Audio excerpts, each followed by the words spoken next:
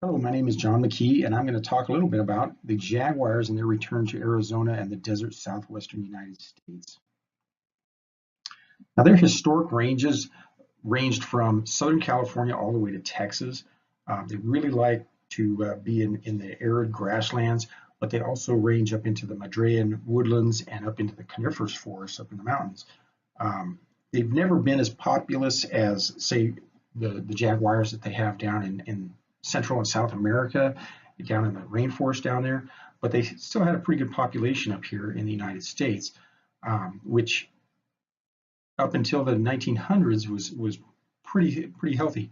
But then in the 1900s they stopped breeding in the early 1900s, and then by the 1960s they were all gone from the United States. Now there was a pretty good population still in northern Mexico, in the state of Sonora, but that was 200 miles south of our border. Now, tracking these big cats involves a couple of techniques. There's always the traditional tracking that trackers have always used, looking for their paw prints in the sand or in the dirt, looking for their claw marks and the things they've been eating, and looking for their feces, things like that. But we also nowadays have trail cams that are really handy. If you set up two of these camera traps on either side of a known trail, you can get a picture of both sides of an animal, and you can check the spot patterns, and that way you can confirm whether or not it's the same animal or a different one. And the third method is radio telemetry collars, but this is really dangerous, both for the biologists that are capturing the cat and for the cat as well. You can see this picture of Macho B wearing a radio telemetry collar. When they captured him, he was getting pretty old, and as a result of the capture and release, Macho B died in 2009. It was pretty harmful for him. Now, these are the confirmed sightings that we've had in Arizona since 1996. The first one was in the Pelotsillo Mountains, and then later, about 6 months later, Macho B was spotted in the Baboquivari Mountains.